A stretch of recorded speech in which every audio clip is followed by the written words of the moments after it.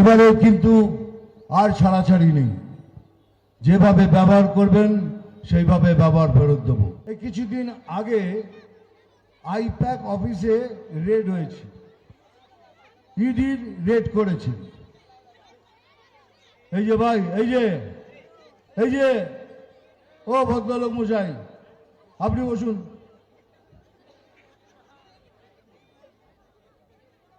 ED red করেছে। ED মানেই BJP নয়, সিবিআই মানেই বিজেপি নয়, এটা একটা অন্য সংস্থা। কিন্তু তবু এই প্রশাসন এটা আমাদের ঘাড়ে চাপিয়ে দিয়েছে, যেটা সব বিজেপি করছে। ধরে নিলাম বিজেপি করছে, তাহলে ইডি কার বাড়িতে রেড করে, সিবিআই কার বাড়িতে রেড করে?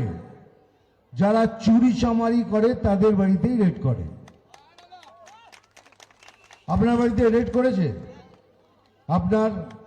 আপনার এখানে কারোর বাড়িতে রেড করেনি তো? তাহলে বেছে বেছে তাদের বাড়িতেই রেড করেছে যারা কিছু না কিছু পাপ করেছে অথবা দুর্নীতি করেছে। এখন হচ্ছে রেড তো করলো হঠাৎ আমাদের রাজ্যের সব থেকে বড় যিনি, উনি অফিসে ঢুকে গেলেন, ঢুকে গিয়ে ল্যাপটপ, কম্পিউটার, ফাইল যা ছিল সব কিছু হাবড়ে ভাবড়ে নিয়ে চলে এলেন। আমার প্রশ্নটা হলো, আপনি কেন নিয়ে গেলেন? আপনার কিসের ভয়? এগুলো নিয়ে যে গেলেন, আপনার কিসের ভয়? কেন নিয়ে গেলেন এগুলো? তো তিনটে প্রশ্ন আসছে আমার মনের মধ্যে। প্রথম প্রশ্ন, আপনি বলছেন খেলা হবে, বড় খেলা হবে। বুঝলাম বড় খেলা হবে। বড় খেলা হবে মানে কি? আগের বার বিজেপিদের ঘর থেকে বার করে দিয়েছেন, মেরেছেন, ধরেছেন, গণহত্যা করেছেন। এবারে কি করবেন? গলা কেটে দেবেন, ঝুলিয়ে দেবেন ফাঁসিতে? যখন খেলা হবেন বলেছেন, তবে মনে রাখবেন এবার একা খেলবেন না, আমরাও আপনার সাথে খেলব।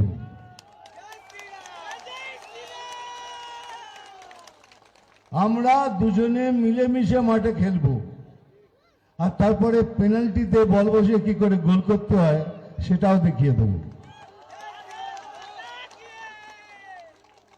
এক নম্বর এটা। দু নম্বর, কি আছে সব ফাইলে?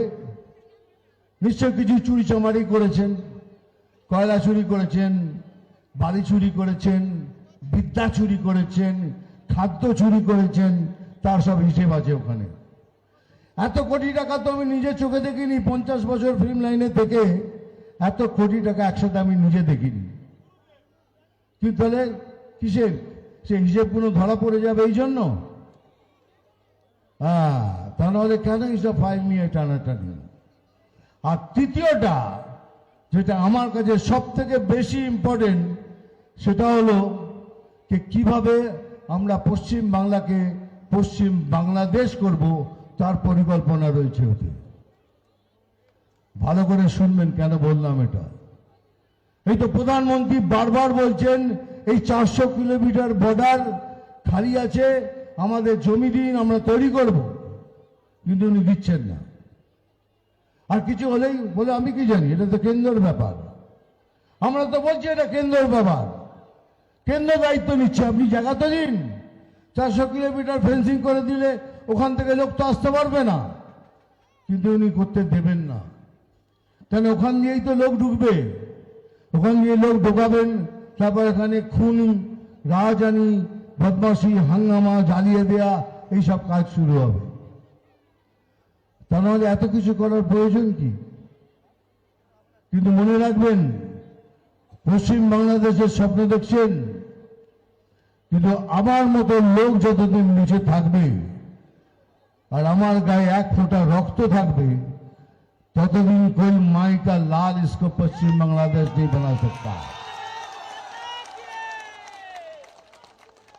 कोई माई का लाल ये कर नहीं सकता। हमार मत এতগুলো বাঙালি এটা ভেবে দেখেছেন আমাদের কোনো জায়গা আছে থাকার? ওদের তো অনেক জায়গা আছে, অন্য দেশে চলে যাবে। আমরা হিন্দুরা কোথায় যাব? একবারও ভেবেছেন? এটাই আমাদের ঘর, এটাই আমাদের দেশ, এটাই সব কিছু।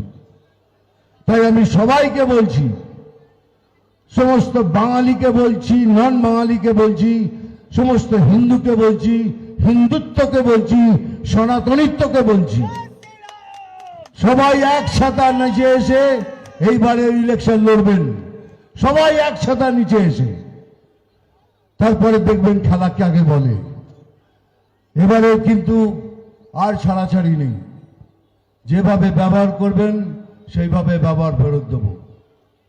আমি এখানে উপস্থিত সমস্ত আমার যে রাজ্যের নেতারা আছেন তাদের কাছে হাত জোড় করে বিনতি করছি, নিজেদের মধ্যে যদি কিছু মনোমালিন্যও থাকে এই 2-3 মাসের জন্য এটা মিটিয়ে নিন, আর সবাই একসাথে মিশে একসঙ্গে কাজ করুন।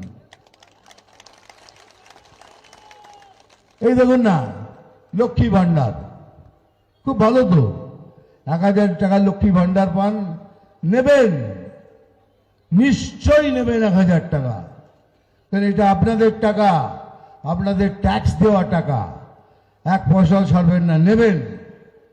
কিন্তু নেবার পর ভেবেছেন 1000 টাকায় আপনার বাড়িতে যে ছেলেটা আছে, যার বিবেক আছে, যে দুর্নীতি করতে চায় না, সে বেকার বসে আছে। আপনার স্বামী যে দুর্নীতি করতে চায় না, বেকার বসে আছে। আপনার বাবা মা, শ্বশুর শাশুড়ি সবাই অসুস্থ আছেন, তাদের সেবা কি করে করবেন? ওই 1000 টাকায় হবে? হবে না। কিন্তু প্রধানমন্ত্রী সবার জন্য 5 লক্ষ টাকা আয়ুষ্মান ভারত করেছেন, সবার জন্য, আপনাদের সবার এক একজনের জন্য 5 লাখ নির্ধারিত করেছেন। কিন্তু ইনি এটা করতে দিচ্ছেন না, কেন? প্রধানমন্ত্রীর নাম বেড়ে যাবে। উনি বলছেন মরুক, ওনার বাবা মা মারা যাবে তো আমার কি। মনে রাখবেন যে 1000 টাকা পাচ্ছেন লক্ষ্মী ভান্ডার, সেও পাবে আয়ুষ্মান ভারতের 5 লক্ষ টাকা, কিন্তু করতেই দিচ্ছে না। কত চেষ্টা করছি আমি, কিন্তু দিচ্ছে না। এই তো বুঝে দেখুন, 5 লাখ টাকা যদি পান, অ্যাটলিস্ট আপনার বাবা মা তো বেঁচে যেতে পারে, আপনার শ্বশুর শাশুড়ি তো বেঁচে যেতে পারে, কিন্তু করতে দিচ্ছেন না।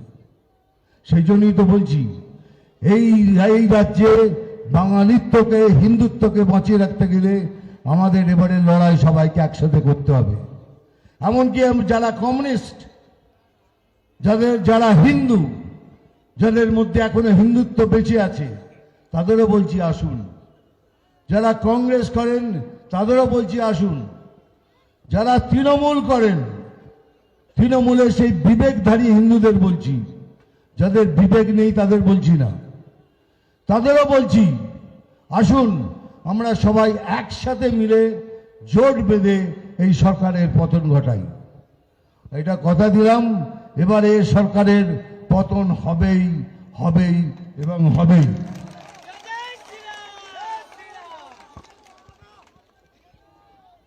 এইবার রয়ে গেল একটু ছোট্ট কথা, কারণ এত কথা বলার পেছনে কিছু তো মতলব থাকবে। আমি করো, হ্যাঁ বেটা সবসময় ডায়লগ বলতে পারবি।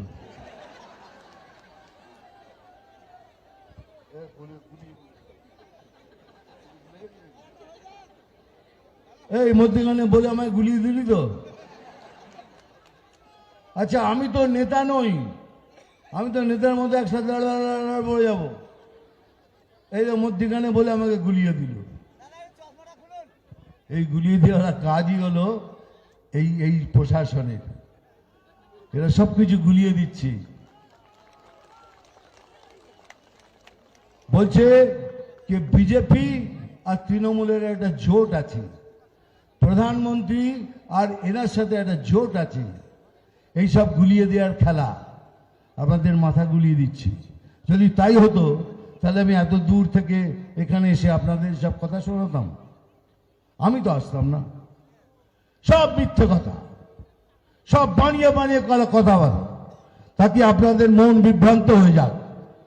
কারোর সাথে কোনো জোট নেই। আপনি কোনদিন শুনেছেন বিজেপি ছাড়া কোনো পার্টি বলছে যে তৃণমূলকে হটাও? কোনো পার্টি বলে না, দেখবেন তৃণমূলকে হটাও, খালি বলছে বিজেপি কো হটাও, বিজেপি কো হটাও। বিজেপি একা লড়ছে সমস্ত পার্টির বিরুদ্ধে, সব কটা বিরোধী পার্টি একদিকে আর বিজেপি একদিকে। আমরা একসাথে এক হয়ে একাই লড়ছি, আর লড়বো আগে, কালকেও লড়ব, যতদিন না এই ভ্রষ্টাচারী প্রশাসন এখান থেকে যাচ্ছে বিজেপি লড়তেই থাকবে। বিজেপি ছাড়া কোনো বিকল্প নেই। আমরা মুসলমানদের বিরুদ্ধে নয়, আমরা ভারতীয় মুসলমানদের বিরুদ্ধে নয়, আমরা যারা এই দেশে থেকে দেশের ক্ষতি করার চেষ্টা করে আমরা তাদের বিরুদ্ধে। আমরা তাদের বিরুদ্ধে ছিলাম, আছি এবং কালকেও থাকবো। তাহলে এটা কেমন করে হচ্ছে? একটা ছোট্ট মেয়ে গান গাইছে দুর্গা মায়ের, তাকে এসে বলা হচ্ছে এখানে মায়ের গান চলবে না। ভাবতে পারেন পশ্চিমবাংলায় আমি দুর্গা মায়ের নাম নিতে পারবো না, কোনো মায়ের নাম নিতে পারবো না, এটা কোনোদিন ভেবেছেন? কিন্তু এখন হচ্ছে, মেয়েকে ধমকি দেওয়া হচ্ছে। আরে মা, যে কোনো ধর্মীয় কিতাব তুলে নিন, ধর্মীয় বই তুলে নিন, তাতে লেখা আছে মায়ের পায়ের নিচে স্বর্গ, मां के पैरों तले स्वर्ग है। अगर मां के पैरों तले स्वर्ग है তাহলে মা সাম্প্রদায়িক হলো কি করে? একবার ভেবেছেন মা সাম্প্রদায়িক হলো কি করে? কিন্তু না, গায়ের জোর। গাইবেন না তো গাইবেন না, চলুন এটা ছেড়ে দিন। কিছুদিন আগে মধুবন্তী বলে একটি মেয়ে লালন ফকিরের মেলায় গান গাইতে গিয়েছিল, তাকেও ধমকি দেওয়া হয়েছে এখানে মায়ের গান গাইবে না। এটা কি হচ্ছে? এটা আমাদের পশ্চিমবাংলা। তাই বলছি সময় এসে গেছে, এখন আর দেরি করবেন না। বাড়িতে বাড়িতে সবার বাড়িতে নিজে গিয়ে নিজের আত্মীয়দের বলুন এবার আমাদের একসাথে হয়ে ভোট করতে হবে, তবেই আমরা জিতব। মনে থাকবেন এই বাংলায় আমরা এতদিন অবধি খুব ভালোভাবে সুখে শান্তিতে ছিলাম। হিন্দু মুসলমানদের মধ্যে কোনো ঝগড়া ছিল না। এই যবে থেকে এই প্রশাসন এসছে তবে থেকে শুরু হয়েছে হিন্দু মুসলমানের বিচ্ছেদ। তার আগে তো কোনোদিন ছিল না, তার আগে যে যেরকম ভোট করেছি।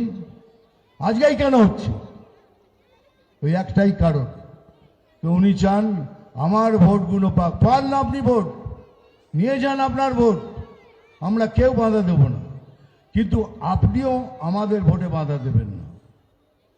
কিন্তু তাহলে খেলা হবে, দুজনে মিলে মাঠে খেলবো, আর তারপরে পেনাল্টিতে গোল দেবো।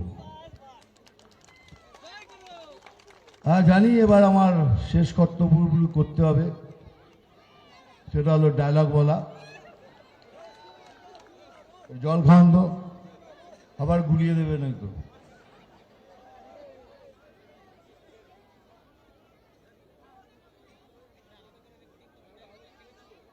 আর ডায়লগ তো বলবো, কিন্তু ওইভাবে তো ডায়লগ বলা যায় না এখন।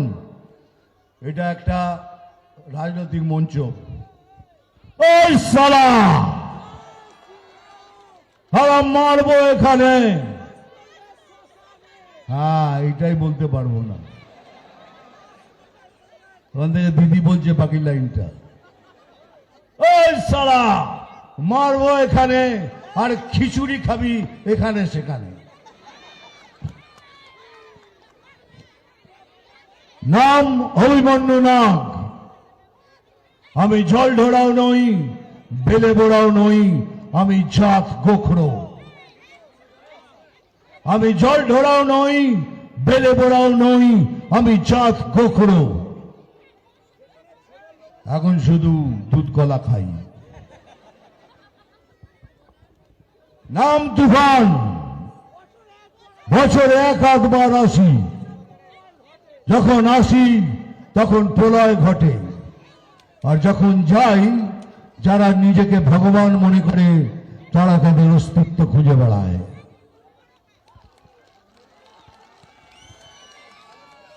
ভালো থাকবেন। জয় হিন্দ, বন্দে মাতরম। আরো ভালো ভালো খবর দেখতে সাবস্ক্রাইব করুন বাংলা হান্টের ইউটিউব চ্যানেল। বাংলা হান্টের আরো খবর দেখতে নজর রাখুন। বাংলা খবর মানেই বাংলা হান্ট।